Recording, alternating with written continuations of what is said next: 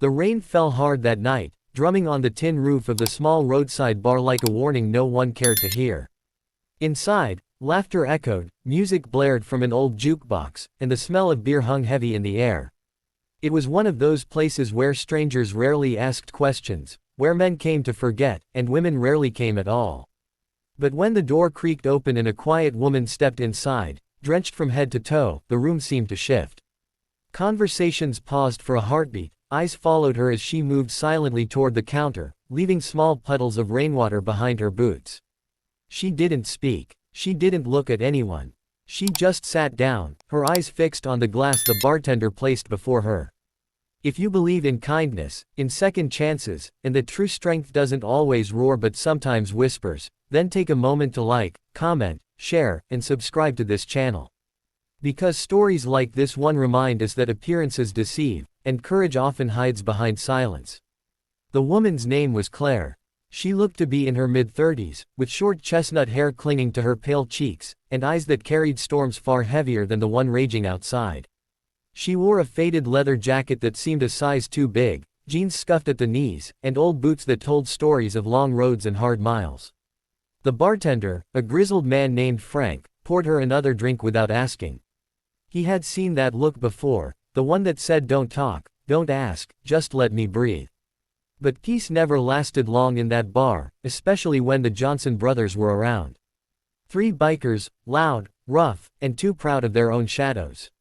They came in like thunder, the kind that doesn't just shake the ground but looks for something, or someone, to strike. Jake, the eldest, was the one who always started trouble. Mark and Eddie followed his lead, more out of fear than loyalty. And tonight, trouble had found its target the moment Claire walked in. "Hey, sweetheart," Jake sneered from across the bar. "You lost, or just hiding from someone?" His voice was like sandpaper, sharp and cruel. Claire didn't respond. She kept her gaze low, fingers wrapped tightly around her glass. Jake smirked, elbowing his brothers. "She's shy, boys. Maybe she needs a little company."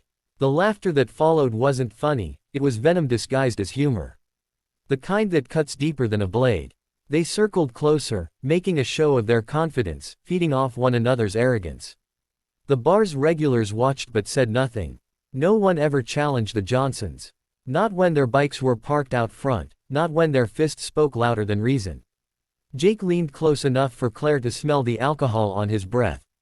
"What's wrong, darling? Cat got your tongue? Or maybe you're just one of those tough types, thinking you're too good for a friendly chat." His tone dripped mockery. Claire still didn't look up. The silence only made them bolder. Eddie snatched the drink from her hand and downed it in one gulp.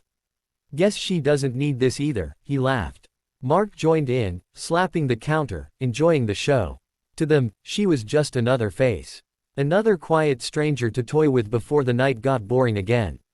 But beneath that quiet, something stirred. Claire's fingers flexed slightly, like a lioness testing her claws. Her shoulders tensed, her breathing slowed. She wasn't afraid, she was calculating. And Frank, watching from behind the counter, felt a chill run through him. He had seen soldiers walk in with that same stillness. The kind that came before something dangerous.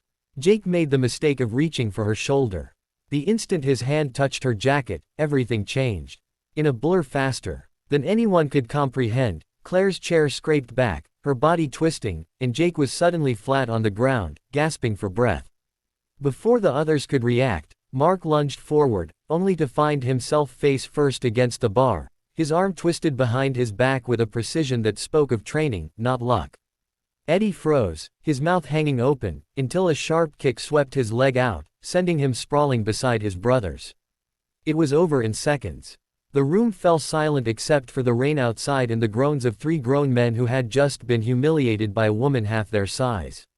Claire stood calmly, brushing off her sleeve, not even out of breath. She looked down at them, not with anger, not even satisfaction, but with the quiet pity of someone who had fought too many battles to celebrate another. Frank's voice broke the silence. You okay, ma'am?" Claire nodded slightly, slipping a few bills onto the counter. Her voice, when she finally spoke, was soft but steady. "For the drinks, and the mess." Then she turned to leave, pushing open the door into the storm, vanishing into the night as if she were just a ghost passing through. But that wasn't the end. Because the story didn't end at the bar, it began there. The next morning, the town buzzed with rumors. Some said she was an undercover cop. Others claimed she was ex-military. A few whispered that she'd once been part of a secret task force.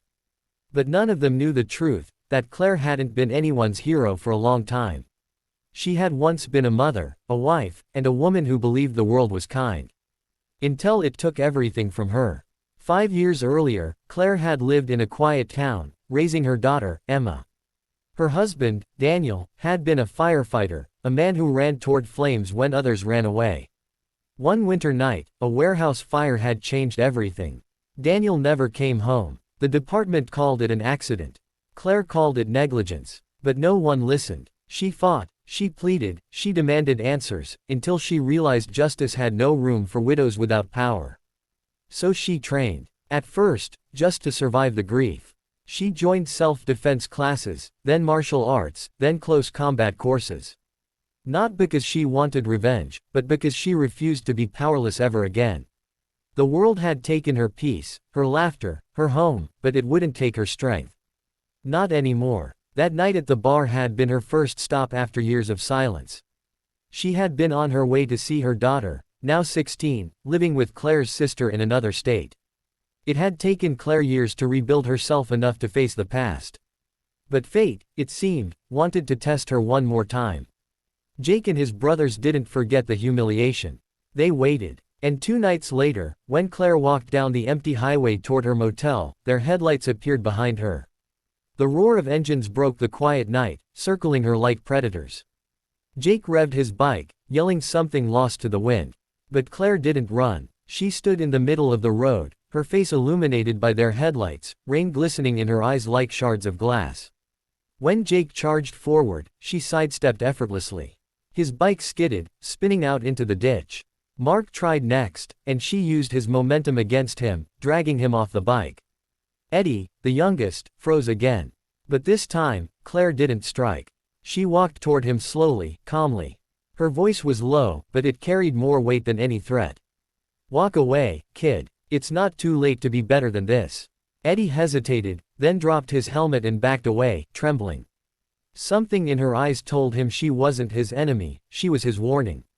By the time police lights flashed down the road, the Johnson brothers' reign of fear had ended, not through violence but through humility.